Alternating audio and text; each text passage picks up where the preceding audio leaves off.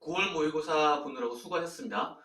근데 이번 모의고사가 수능에서 킬러 문항을 출제하지 않겠다고 한 정부 방침 이후에 첫 번째 모의고사였고, 그 다음에 사실상 올해 수능 전까지 참조할 수 있는 유일한 모의고사였기 때문에 이번 9월 모의고사에서 우리가 이 시험 문제들에 대해서 결론을 좀 내리고, 그러면 앞으로 어떤 거를 준비를 해야 될지를 정리해 두는 거는 좀 필요할 것 같아서 문제 풀이가 아니고요. 문항 분석이 아니고요. 이런 방향으로 출제되었으니까 남은 기간 동안 요거를 준비하자는 것 중심으로 짧게 이야기를 잠깐만 하고 넘어가려고 합니다. 자, 첫 번째. 이번 9월 모의고사에서 신유형은 없었어요. 그러니까 이번 9월 모의고사를 보고 야, 이런 유형이 더 출제될 것 같으니까 앞으로 이런 방향으로 더 열심히 공부를 해야 되겠다. 뭐 이런 식의 생각은 하지 않으셔도 좋습니다. 두 번째, 문항 번호를 읽으세요.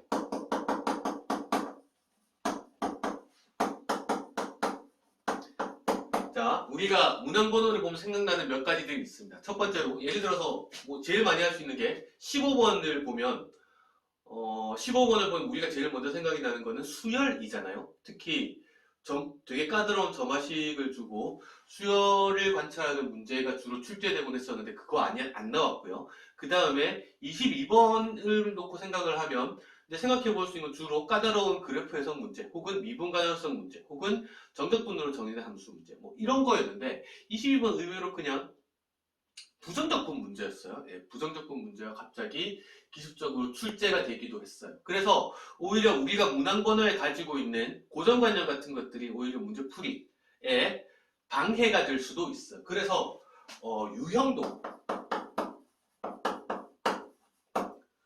유형도 잊어야 되고요. 예, 유형도 우리가 원래 기억하고 있던 모의고사 유형하고 하나도 맞지 않고 있고요. 그 다음에 난이도도 하나도 맞지 않고 있어요. 22번 킬러 아니에요. 저 그냥 개수 비교를 할 수 있으면 오히려 다른 문항 번호들보다 훨씬 편하게 풀었을 문제인 것 같고, 그 다음에 15번도 마찬가지로 우리가 이제 보통 미정계수의 결정이라고 하는 0분의 0꼴에서 우리가 모르는 미정계수를 결정하는 그런 되게 흔한 유형의 문제가 출제가 됐고, 오히려 13번, 14번을 학생들이 까다로워했을 거라고 생각해요. 그래서 우리가 문항번호에 가지고 있는 선입견들을 이제 남은 기간 동안 완전히 잊어버리는 게 도움이 될 것 같습니다. 세 번째, 까다로웠던 점은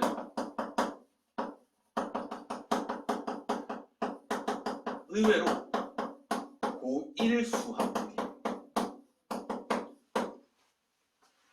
자, 예를 들어서 13번이 어려웠던 이유는 우리가 도함수가 양수면 증가하고 도함수가 음수면 감소하는데 이걸 모르지 않잖아요. 13번 학생들이 어려워했던 이유는 2차 함수 대칭축에 따라서 경우 나누는 연습이에요.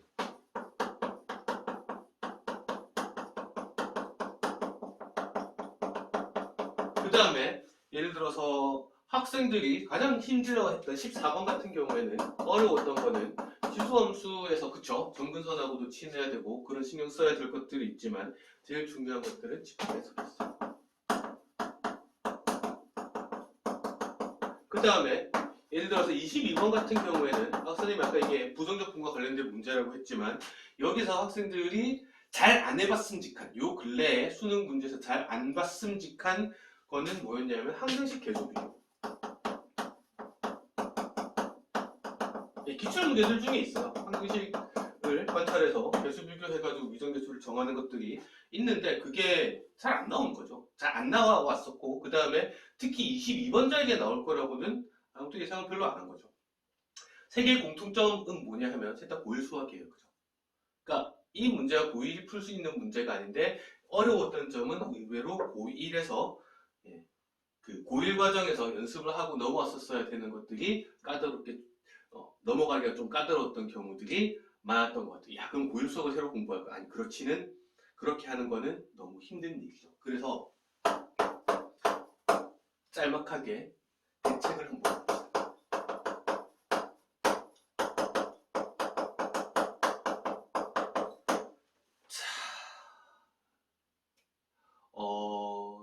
신유형도 없었고요. 근데 문제 딱 따지고 보면 원래 킬러라고 불렀은직한 되게 어려운 문제도 딱히 없었는데 학생들이 쉬워하지는 않았을 것 같아요. 사실 그런 점이 있잖아요. 학생들이 시험 보기 제일 쉬운 거는 22번, 15번, 22번, 30번 3개 따가놓고 나머지 둘 쉬워가지고 걔네들 확 제껴버리고 나머지를 다 맞추는 전략, 뭐 이런 식의 전략을 세울 수 있는데 그런 게 하나도 안 먹히는 시험이 돼버렸어요. 왜냐하면 문항번호에 따른 난이도 예측이 불가능해져서요. 그럼 이제 뭐 해야 될까요? 제일 먼저 니네가 했으면 좋겠는 거는요, 목차 공부예요. 자, 이게 무슨 얘기냐 하면요, 뭐 교과서도 좋고요, 아니면은 니네가 주로 잘 풀었던 문제집들도 좋고, 예를 들어 거기서 단원 제일 앞 페이지를 펼쳐보면 목차가 있을 거예요. 그 목차에 이 단원에서는 어떤 것들이 가장 핵심 개념이 되는지 내가 다 줄줄줄줄 이야기할 수 있나? 이거를 갖다가 한번 확인을 해보세요. 왜냐하면 수능에는 이런 게 주로 많이 출제되어 왔어 라는 예측을 하기가 조금 힘들었던 9월 모의고사예요. 이게 부정적분이 22번에 나올 줄 누가 알았겠습니까? 그쵸? 그래서 목차를 다시 공부를 할 건데, 예를 들어서 이런 거 공부하라는 거죠. 수원 첫 단원이 지수예요. 자, 그러면 지수에서 출제되는 거는 딱 두 가지예요. 뭐냐 하면 첫 번째는 A의 n제곱근이고요. 그 중에 특히 중, 실수 이거를 해석할 수 있나. 그 다음에 고등학생한테 중요한 거는 이거는 방정식이거든요. 이거에 대해서 이야기할 수 있나. 예를 들어서 또 뭐 수원의 삼각함수 그래프를 한번 생각해 봅시다. 예를 들어서 잘 그려야죠. 잘 그려야 되는데 여기서 핵심되는 출제 대상은 이런 거예요. 사인하고 코사인은 주로 출제되는 이제 포인트들이 주기성, 대칭성, 치역이 되고요. 그 다음에 탄젠트 같은 경우는 이 아이는 치역하고는 상관이 없는 아이고 여기서 물어보면 주기성을 물어보거나 아니면 대칭성을 물어보거나 혹은 탄젠트만 가지는 이 세 가지 중에 탄젠트만 가지는 특징으로 정근선이죠. 자, 이런 특징을 가지는 그래프들을 가지고 이런 단어들이 출제 의도가 돼요. 그래서 이걸 통해서 니네가 얻어야 될 결론은 뭐냐 하면 여전히 평가원 문제가 제일 쉬워요. 왜냐하면 이 공식이 제일 잘 들어맞거든요. 뭐냐면 각 문제의 출제 의도가 그 단원별 핵심 개념이 된다는 걸 평가원을 시험을 보는 사람들은 믿어야 돼요. 그래서 각 단원별 핵심 개념들을 내가 수능형으로만 너무 가공된 문제들만 풀어서 각 단원의 핵심 개념들을 놓치고 있는 건 혹시 없나, 그렇게 목차 공부를 다시 한번 해보실 거를 권하고 싶어요. 그 다음에 요새 학생들이 선생님한테 쌤 제가 이거 혼자서 풀어보고 있는데 이거 도저히 안 풀립니다 하고 가지고 오는 책들이 가끔 있는데, 이제 이게 뭐 이런 것도 있잖아요. 오만 NJ, 그러니까 되게 힘든 문제들을 빡빡하게 모아놓은 이런 문제집들이 있어요.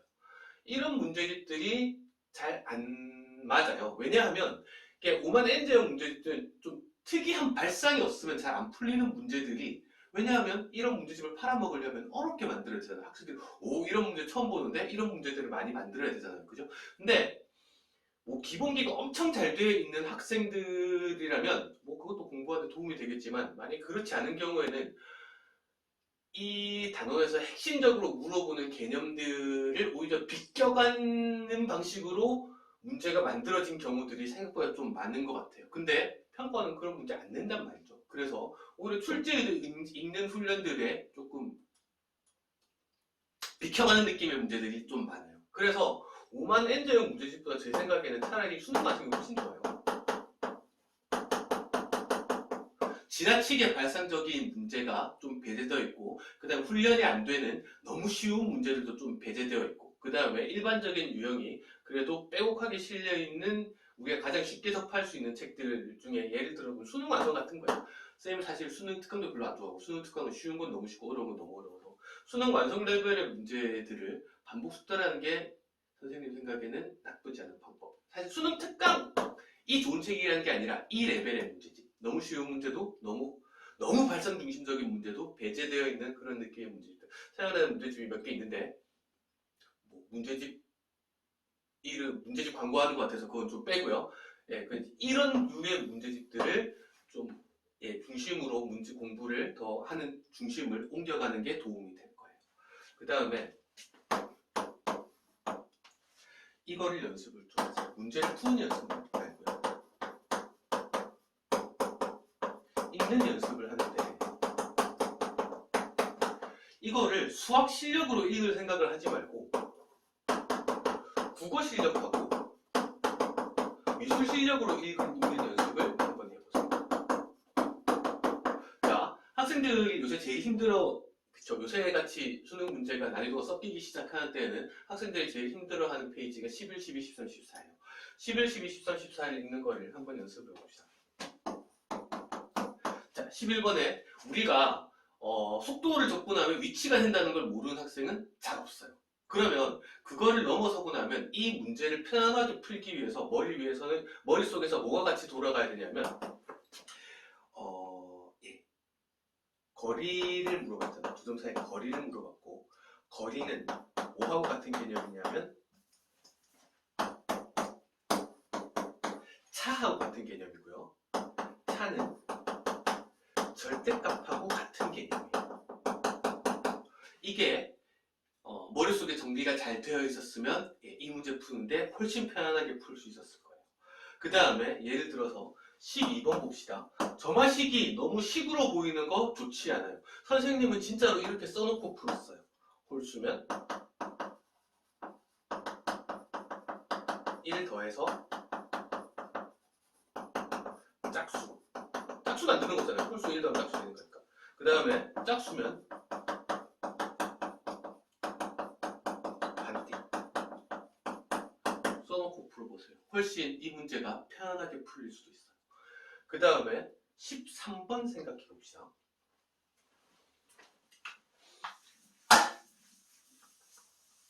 13, 14가 제일 넘어가기 힘들었어요. 그죠? 그 다음에 아까 쌤이 얘기했듯이 13번이 힘들었으면 2차 함수에서 2차 함수 핵심은 대칭성이에요. 그러면 대칭축의 위치에 따라서 경우를 나눠야 되는 문제들이 생각보다 되게 까다로워요. 그러면 13번을 문제를 읽어가면서 니네가 했어야 되는 거는 다 국어 실력하고 뭐로 푸는 거라고 했죠? 미술 실력으로 푸는 거라고 했어요. 이 함수가 마이너스 1의 기준으로만 증가합니다. 그러면 마이너스 1이 근이 되어야 되는 건 너무 당연해요. 그 다음에 경계가 0인 2차 함수 그래프니까 이 왼쪽은 당연히 이렇게 생겼어야 돼요. 그러면 이 2차 함수가 이렇게 생겼을 조건은 마이너스 1이 근이고 그 다음에 이거 대입하면 양수다.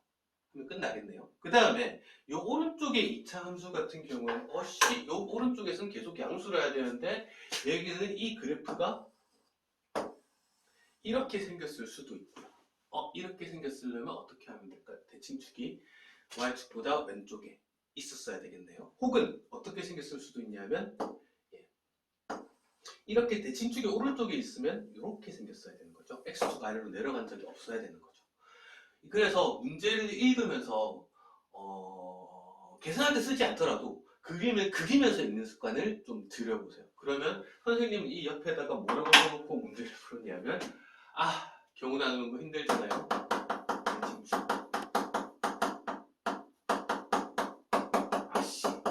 이거는 아씨는 경우 나눠서 풀 수밖에 없겠구나라는 선생님의 그쵸? 마음의 상태의 표현이죠. 진짜로 이렇게 써놓고 풀었어요.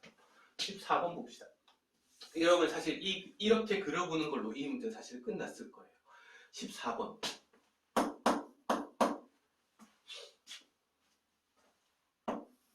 자, y 8 하나 그려놓고요. 경계가 x 이고 마이너스 8이죠. 그러면 요 뒤에 함수 그래프 개형은 대체로 이렇게 생겼고요. 그리는 게 어려움이 없을 거고요. 그 다음에 이 문제는 여기에 3 대입하면 7이더라고요. 3,7. 그 다음에 4 대입하니까 5더라고요. 자, 그러면 이 문제는 이렇게 그려놓고 나서 왜 3하고 4가 경계잖아요. 이 문제는 뭐냐면 요 사이에 6이 있어요. 그쵸? 함수값이 정수가 되는 점들의 개수가 변수가 되는 거니까 이 뭔지 잘 모르겠지만 얘가 포함되어도 변함이 없게 만드는 게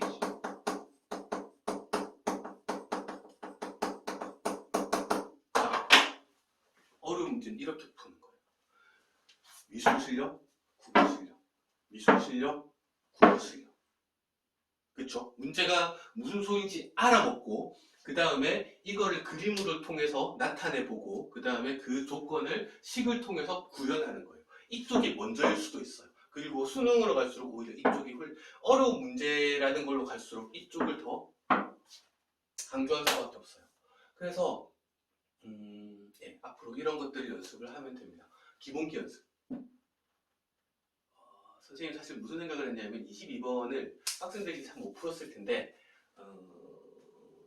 수투 막 내신 본 2학년 말이었으면 이 문제를 더 잘 풀었을 수도 있겠다고 생각을 좀 했어요. 왜냐하면 이 문제를 내신 준비를 하면서는 부정적 분도 자주 다루게 되는데 예, 수능 유형으로 부정적 분을 본격적으로 사용하게 되는 문제가 잘 안 나오잖아요. 그죠? 잘 없어요. 그래서 우리가 기본적으로 그러니까 목차를 그래서 다시 보라는 거예요. 각 단원별로 핵심 개헌들 중에 내가 이거를 잘 못 봐서 빠뜨리고 있는 거는 없나 이거 다시 공부하고 그 다음에 믿음을 가져야 돼요. 평가원은 이상한 거 안 내요. 각 단원별 핵심 개념들이 그 문제의 출제 의도예요. 그리고 일반적인 유형의 문제들을 더 숙달시키는 거, 더 중심을 두고 연습을 해야 되고 지나치게 발상 중심적인 문제들은 오히려 일반적인 유형을 숙달시키는데 방해가 될 수 있으니까 일단 조금 얘가 더 숙달되기 전까지는 좀 배제하는 게 좋다고 생각합니다. 그 다음에 문제를 읽어 나가는 연습을 하세요. 한글로 써가면서 문제 푸세요. 되게 재밌어요. 자,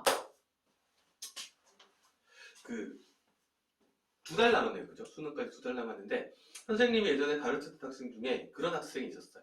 9월 모의고사가 생각보다 결과가 좀 안 나왔어요. 뭐 열심히 하던 학생인데 4등급을 찍어왔더라고요.